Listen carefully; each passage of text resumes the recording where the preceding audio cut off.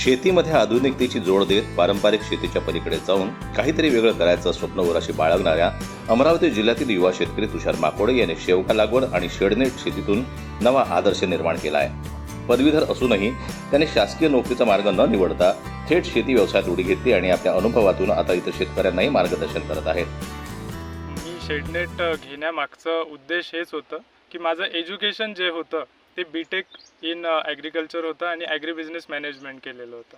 तर यासोबत या कॉम्बिनेशनसोबत मला ॲग्रिकल्चरमधल्या ज्या छोट्या छोट्या बाबी आहेत त्यांवर अभ्यास करायला मिळाला आणि त्याच्यामधनं खास शेतकऱ्यांना उत्पन्न कसं वाढवू शकतो त्या संदर्भात आपण पहिले हे शेडनेट घेतलं आणि हे शेडनेट जे आहे हे कृषी विभागाच्या ज्या नानाजी देशमुख चे सबसिडी स्कीम्स आहे त्याच्या अंडर घेतलं। हे 20 गुंठ्याचं शेडनेट आहे आणि याच्यामध्ये आपण वर्षातनं 3 क्रॉप्स हे काकडीचे घेतो। युक्सेल व्हेरायटीची बियाज कंपनी युक्सेल व्हेरायटीची बियाज नावाने एक कुकुंबर व्हेरायटी येते, काकडीची व्हेरायटी येते, त्या व्हेरायटीचं आपण उत्पन्न घेतो आणि 3 क्रॉप्स आपण 3-3 महिन्याच्या काळात ह्या वर्षभरात घेतो आणि साधारण दर याचा सिनॅरिओ जर बघितला तर मार्केटचा रेट आणि आपलं उत्पादन याचा साधारण रेशिओ जर पकडला तर आपल्याला 2 ते 2.5 लाख रुपये उत्पन्न ॲव्हरेजमध्ये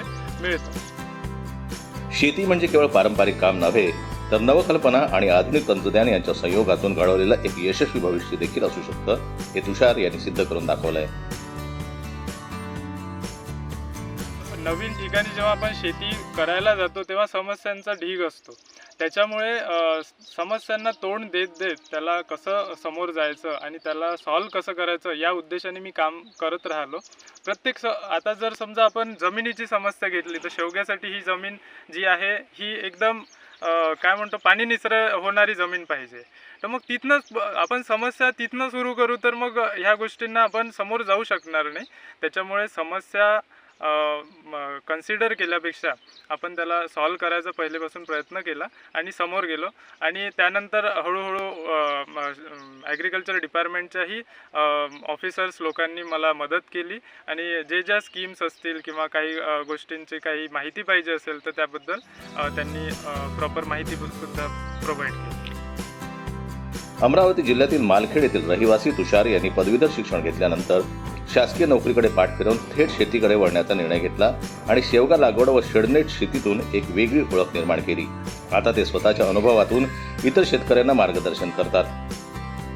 शेतकऱ्यांना मी हे सांगेल की शेडनेट मधून आपण कोणत्याही सीझनमध्ये भाजीपाला पिकं म्हणा किंवा वेलवर्गीय पिकं म्हणा किंवा एक पर्टिक्युलर व्हेरायटीज ज्या असतात, ज्या शेडनेटमधल्या व्हेरायटीज आपल्याला घ्याव्या लागतात, तर त्याचं उत्पन्न आपल्याला डबल मिळतं। म्हणजे याचा फायदा असा आहे की कमी जागेत उत्पन्नाची हमी मिळते आणि उत्पन्न जास्त मिळतं। त्याच्यामुळे मी शेतकऱ्यांना हे आवाहन करेल, ज्या गव्हर्नमेंटच्या स्कीम्स येतात किंवा ॲग्रिकल्चर डिपार्टमेंटच्या स्कीम्स येतात त्याच्याकडे लक्ष देऊन त्याचा उपयोग आपल्याला करता आला पाहिजे आणि त्यासाठी तुम्ही ॲग्रिकल्चर ऑफिसर तुमच्या एरियातले जे पण असतील त्यांना कॉन्टॅक्ट करा किंवा कृषी सहाय्यक जर असतील तर त्यांना कॉन्टॅक्ट करा, ते तुम्हाला प्रॉपर मार्गदर्शन। तुषार शेवग्याची बियाणे उपलब्ध करून देत शेतकऱ्यांना शेवगा शेतीकडे वळण्याचं आवाहन देखील करत आहे। जनमत लाईव्ह न्यूज करता अमरावती प्रतिनिधी राजेश्वर घोरमाड यांची रिपोर्ट।